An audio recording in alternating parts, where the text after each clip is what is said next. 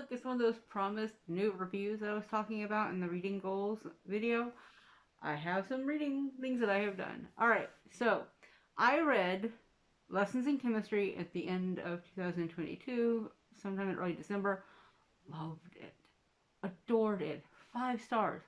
One of the most rewarding reads of the year. I will say it's a very difficult read, however. So be aware, spoilers forthcoming. If you don't want to watch that, I will give you a short summary and then I will get a little bit deeper into it. So, Lessons in Chemistry is about a woman in the 50s and 60s who is a scientist and she would like to do furthermore, but she doesn't have the access.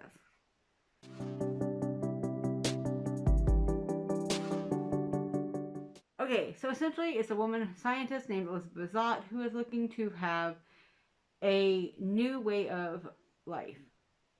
If you hear anything in the background, you will notice that's my daughter. It is feeding time and I'm trying to get this done, so I have some videos for the week while my husband is home.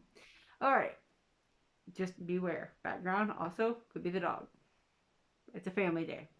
Alright, so I like the fact that Elizabeth Zott was very methodical. She knew what she wanted to do. She was coded as very non-neurotypical. I don't know where she would fall in that, but she was definitely like the way she thought, the way she processed, it was not the typical, associated manner. I also really, really appreciated the fact that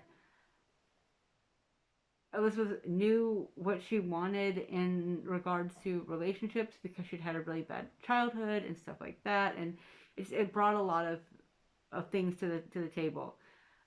Fair warning, even before the spoilers, there is a lot of death, questioning about religion.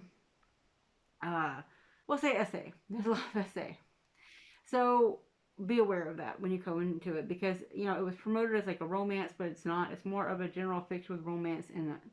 So 5 stars, amazing. It had a very layered look at how science can both free and trap people, and how it's been 60, 70, 80 years since some of these things are being talked about in the book, and we're still in the same place we were. It sucks. Now, we'll go to the spoiler side. So, spoilers! Alright. I really appreciated the fact that, Elizabeth Zott's boyfriend died. I mean, I don't appreciate that he died, but I appreciate that it framed it in a way of it not being the woman dying. It wasn't fridging her. Like, his death actually had meaning and substance, and it brought a lot to the table. I'm not going to give everything away because I don't want to, but I think that's actually I think that may be in the description.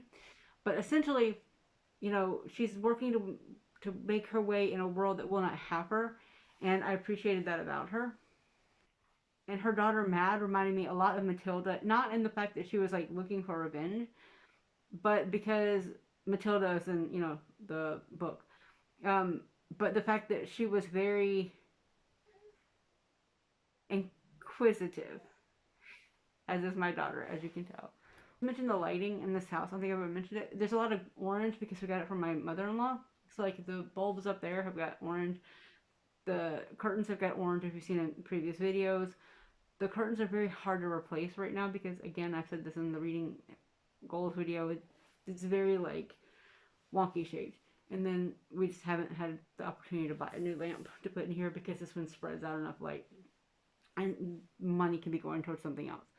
Uh, Elizabeth Zott, you find her with a lot of questionings on faith based on what her father and how she was raised. Then you also have it based on how her partner was raised and how he felt, and her desire to not be part of the status quo by not getting married, not tying herself, not giving away her freedom. Also really appreciated the fact that her neighbor goes through her own look. It's very Mary Tyler Moore in some ways. The Mary Tyler Moore show compared to the Dick Van Dyke show, Mary Tyler Moore. It's got a lot of the same ideas. It's just about a decade ahead on some of these comments.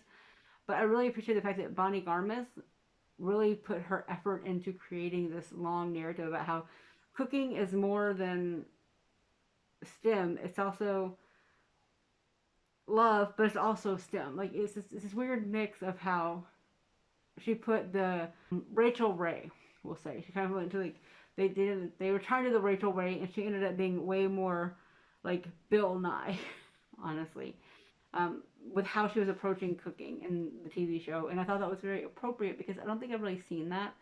I'm not STEM minded.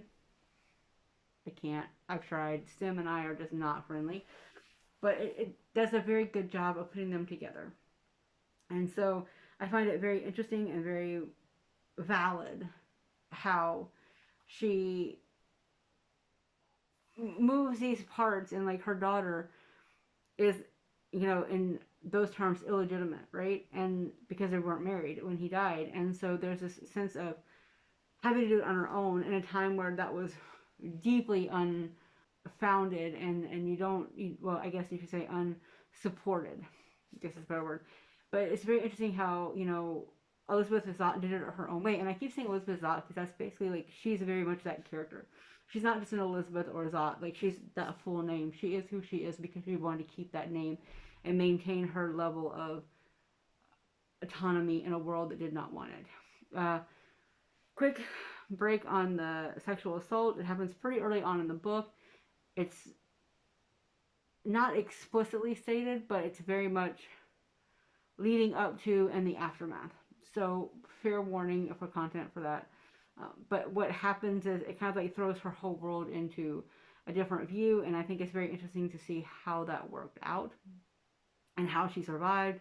Garmus says she read a lot of textbooks of the time, and she read a lot of, you know, pieces like in women's magazines and stuff like that. And you can definitely tell when you read it. You can definitely tell she did her research on it without being overly so. Like the story still sticks, and Elizabeth Zott is not necessarily likable, but she's not unlikable either. She's just a complex, complicated, interwoven character, and sometimes I think we don't get those. So that's another reason it got 5 stars. But the ending, how everything happened, the way it wrapped up, went from a 4 to a 5 star.